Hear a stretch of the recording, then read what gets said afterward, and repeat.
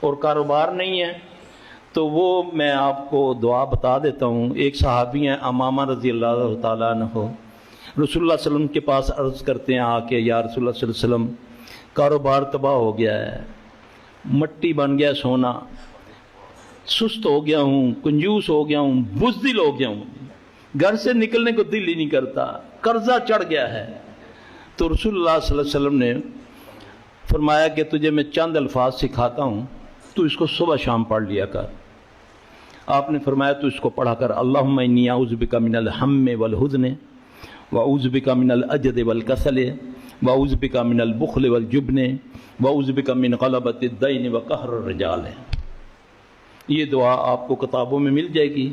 یہ ہے پیور محمد صلی اللہ علیہ وسلم کا طریقہ. اس کو آپ یاد کریں، بچوں کو یاد کرائیں، اہلیہ کو، بہن بیٹیوں کو یاد کرائیں. انشاءاللہ العزیز صحابی کہتا ہے اس کو چند دن میں نے پڑھا، اللہ نے میرے معاملات سیدھے کر دیے. ہمارا گمان اصل میں ظاہر پہ بہت بن گیا ہے. آپ کو اس کے متعلق ایک میں بات بتاؤں گا، بڑی مجھے بہت اچھی لگتی ہے، وہ امید ہے کہ آپ کو بھی وہ پسند آئے گی.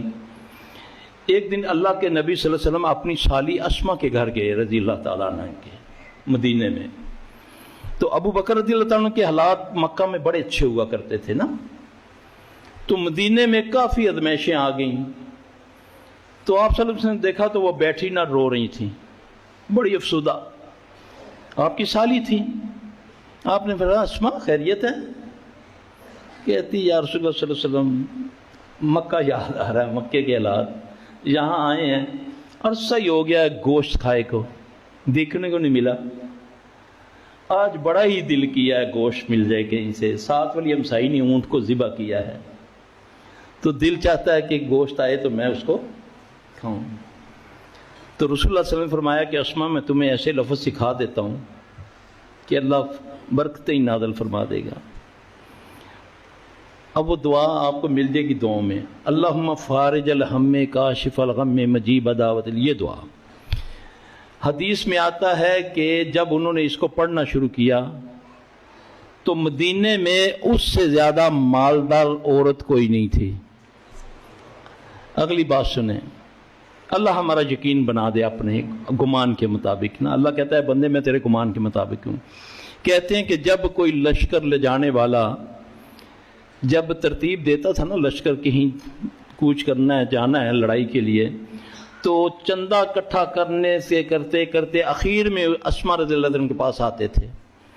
تو پھر وہ پوچھتی تھی کہ کتنی نفری ہے، کتنا پینڈا ہے، کتنے دن لگیں گے. اس حساب سے پھر اپنے گودام سے اونٹ دیا کرتی تھی کہ اتنے اونٹ دوپہر کے کھانے میں، اتنے شام کے کھانے میں، اور اتنی سواریوں کے لیے. میرے بھائی اللہ کی قسم کون سی چیز نبی صلی اللہ علیہ وسلم بتا کر نہیں گئے.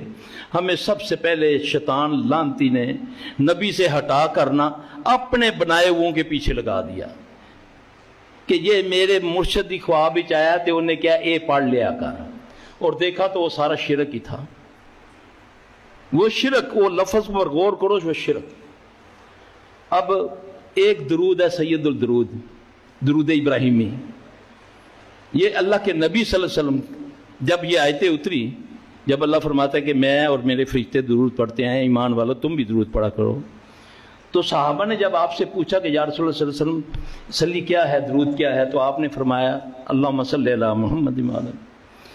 اس کے فضائل بیان کرتے ہیں آپ صلی اللہ علیہ وسلم اپنی زبان اطہر سے کہ جب جو ایک بار درود پڑھتا ہے اللہ اس پر 10 بار رحمتیں نازل کرتے ہیں. اللہ اس کے 10 درجے بلند کر دیتا ہے. کتنے؟ 10. اور 10 درجے بلند کر دیتا ہے، 10 گناہ معاف کر دیتا ہے. امام ترمذی رحمۃ اللہ علیہ نے چوتھی بات لکھی کہ اللہ 10 بار اس پر درود پڑھتا ہے. ٹھیک ہے. اب جو نبی نے اپنی زبان اطہر سے درود بتایا، درود ابراہیمی، اس پر کتنا اجر ملا ایک بار پڑھنے سے؟ 10. جو میڈ ان انڈیا اور میڈ ان پاکستان کے درود ہیں، درود تاج، درود لکھی، درود تنجینہ، یہ درود جو جتنے بنائے ہوئے نا، درود تاج پر 80 سالوں کے گناہ معاف ہو جاتے ہیں. نعوذ باللہ.